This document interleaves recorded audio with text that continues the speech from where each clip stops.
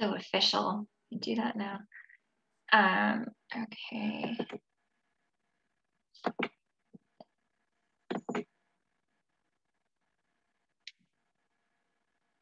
Okay. Move this. There we go. All right. Thanks so much for joining this presentation today about the 21-22 High School Composer Initiative from Brightwork New Music in partnership with our official composer in residence, our composer mentor in residence, Nina Shaker. So just a really brief overview. It is a 6-month program. It goes from January to June. There's no cost to apply or participate.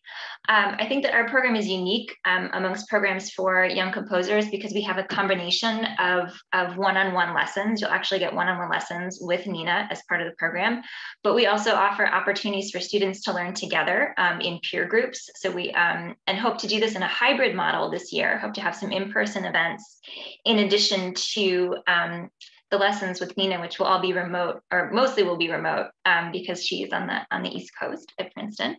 And we'll also have some readings, and we hope to be able to give you concert tickets this year as well once we start doing in real life concerts for actual audiences. And the whole point of this is that you participants in the program receive ongoing mentorship, both from Nina, but also the musicians in Brightwork, as they compose a brand new piece for Brightwork Ensemble. And the program concludes with a public performance and a recording of your new piece. So just where we were with COVID last year in June, the band was all vaccinated. It was safe enough for us to get the musicians all together in one space to actually record together. But unfortunately, we couldn't have an audience. So we had to present those over Zoom to the students and their invited guests. And it was nice to be able to now put them up on YouTube and have them available to the public in that way as well. Next year, we hope to do just a real live in-person concert with an audience, and then to record that. The students have then access to those recordings to use as part of their college applications or their own personal composer portfolios, whatever you decide to do with those to you. Who should apply? This program is for high school students who live or attend a school in LA because, you know, we want to have live in-person interactions with you. If you're in Alabama, it's a little bit hard to do that. So we're just limiting it to the greater LA area. Previous composition experience is not necessary. You just have to be curious about learning how to compose and have a love for music. And you also don't need to know how knowledge of traditional music notation is not necessary as well. If you are a songwriter and you're comfortable using tab and you're writing songs using tab in your guitar, that's totally fine. If you're using creating music on different music technology platforms, maybe you don't know how to read music, it's fine. You can apply for this program. And the students who participated last year in our 2020-21 cohort are invited to reapply.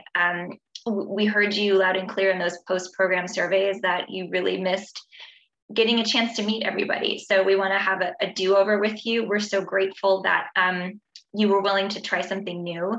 Last year was the first year of this program. We launched this new program in the middle of the pandemic, and we're so grateful that you took a chance on it and tried it out. And so we'd love to just work with you again.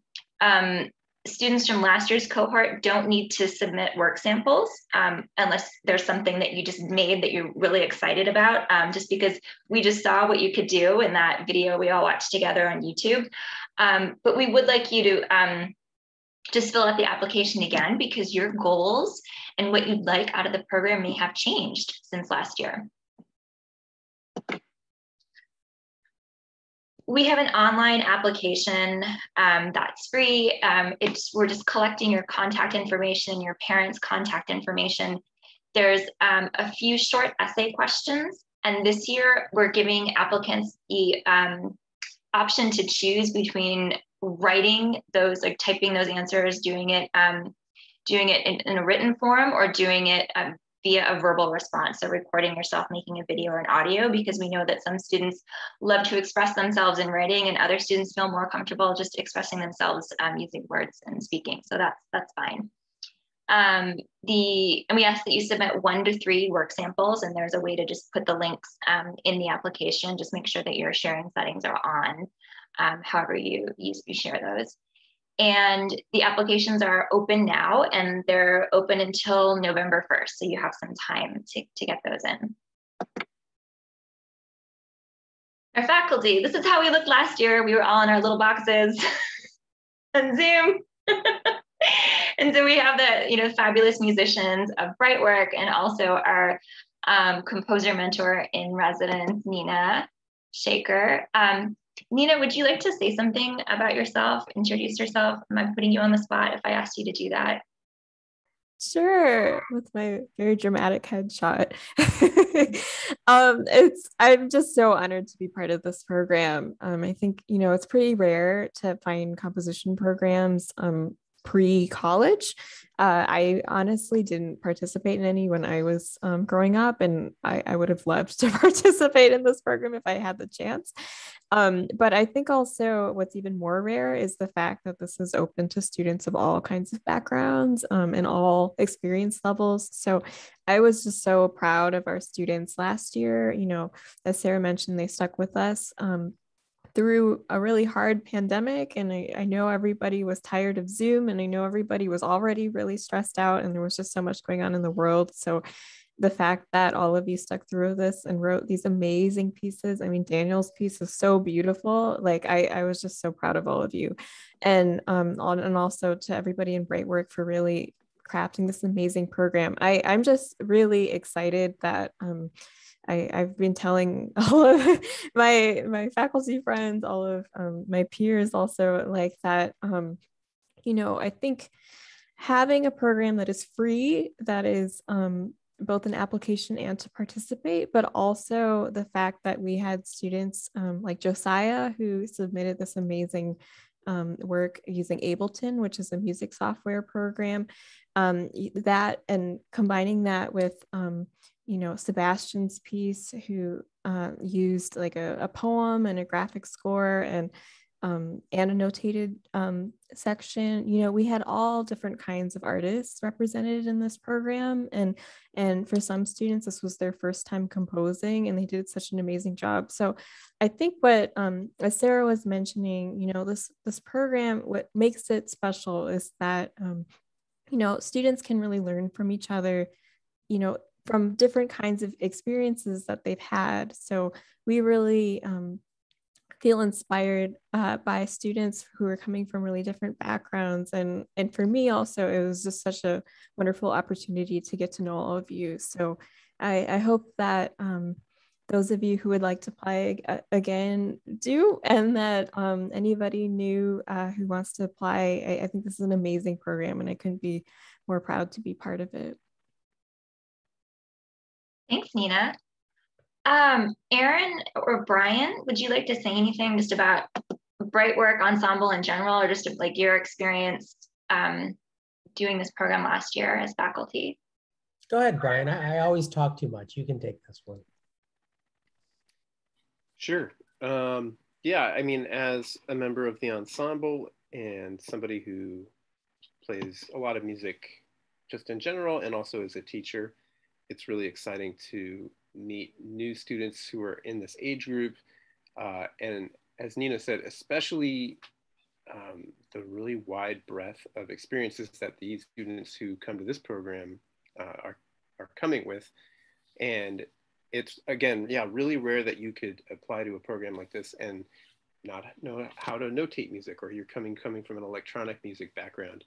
That is rare, and it's really exciting as an instrumental ensemble to tackle music like that, because I mean the kind of group that we're kind of all about new music. So I mean when we're looking to this age group, they're the next crop of amazing creators, and so yeah, this is where we're looking to this age group to come up with the really amazing vocabulary for our ensemble moving forward. And so that's why it's so exciting to meet all these young composers from wherever you're coming from. Awesome. Thanks, Brian. And last year, we also brought in some special guest teachers as part of our Education Day kickoff, and we hope to do that again this year as well. Just to give you an overview about the key dates, the application is open now until November 1st. And then we take that next month to kind of look through them. And then we get in touch with everybody December 1st. So it's not like if you don't hear from us, you won't hear from us. Like we will get in touch with everybody. And then we're planning a kickoff day in mid-January. This will be on the weekend. And I wanted to point that out just for all of these lessons, and anytime we have events, these will be on the weekends. You don't get to skip school to be in this program. So we'll have a full day of educational workshops. And then just to give you kind of a sense of like timing, everybody in the program gets 3 lessons. A 15-minute lesson with Nina, a 30-minute lesson, and then your last 15-minute lesson, you have a choice if you want to have that with Nina or with one of the musicians of Brightwork. And so we kind of space those out over the spring. In April, the first draft of your piece is due, and then we have reading sessions. And if you're not familiar with what a reading session is, it means that you as the composer, you get to sit down with the musicians of Brightwork, and we'll have Nina join in remotely, and you get to hear them play through your piece and get instant feedback from them about suggestions, things that you could do to kind of explore your craft even further, things that work really well on the instrument, things that you might consider changing before you write your final draft. And then in May, you kind of have a chance to do that last lesson.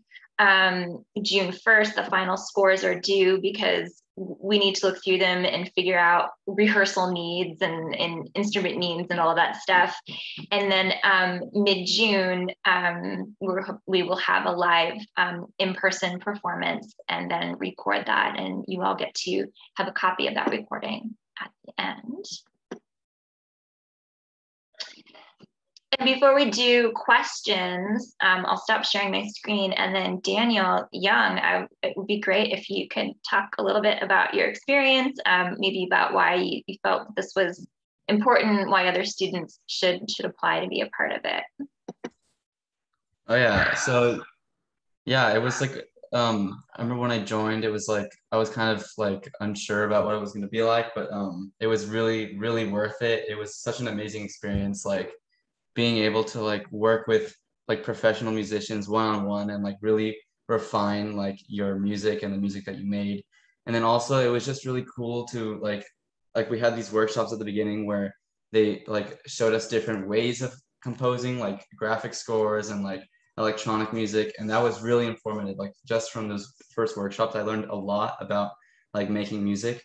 And then it was just really helpful. Like the entire experience was like it was a lot of fun, and I got to meet like other people that like different genres of music, and like at the end to hear everyone's pieces and how like different everything was and how cool it was to hear different genres, and then to hear your own piece performed by professional musicians. It was like really amazing and such a great opportunity. And I encourage anyone, like any high school students or any young people that like want to make music to like try this program out. It was really worth it. That's it. Thank you, Daniel. We really enjoyed having you as a student in the program. Does anybody have any questions? You can raise your hand on Zoom or physically raise your hand or just write a question in the chat. I have a quick question. Yeah. So sorry, I may have missed it, but so is this going to be in person or is it going to be virtual or both, or how's it going to work like that? It's going to be a hybrid. We were going to have some in-person learning events. So like our January event where we meet everybody and do that kickoff, hopefully that'll be in person. And we're reaching out to community partners about a space that could accommodate us. Nina is not in LA. I mean, she's going to be out here a few times because she's working with the LA Phil on a couple of really exciting projects this spring. But most of your lessons with her will be remotely, will be over Zoom. But you will have a chance to get together with the musicians of Brightwork and the other students in the program. Okay, amazing. And the workshops, like in the beginning, those are going to be virtual? We're hoping to do that in person. Okay. Amazing. Of course, we don't know what the COVID situation is going to be like, but hopefully if numbers keep moving in the same direction, we'll be able to meet in person for that day. And we're hoping that Bright Work Ensemble will play a short demonstration concert, and we'll have some faculty come in and teach. It'll be fun. Amazing. Thank you. Do you know when, like, what days on the weekend they're going to be, like Saturday or Sunday, like in general? I don't have that information yet, just because we don't have our own space. It's not like we have a Bright Work concert hall that I could just like reserve space for. We rely on partners that are going to be able to give us access to that space. So it kind of depends on what our partners have to say. But ideally, we'll have all of that figured out by the time we do the program notifications in December. So you can look at that, like the dates, and see how they fit into your schedule. And then you can make a realistic commitment to the program or not based on the other things that you have going on in your schedule.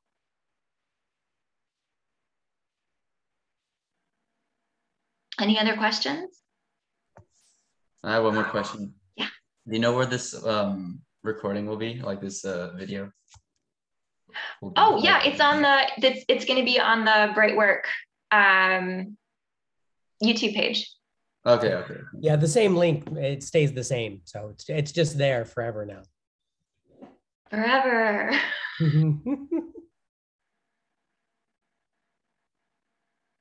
You get to hear all those mistakes I made forever. No, you didn't make any mistakes. Only 7 or 8 or 20, I'm not sure. Any other questions or comments?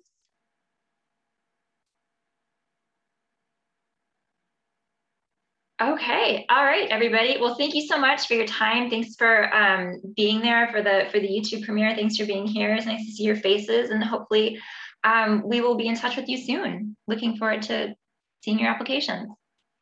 Sarah, I have a question for you, but it doesn't have to be recorded. Okay, I'll stop recording then.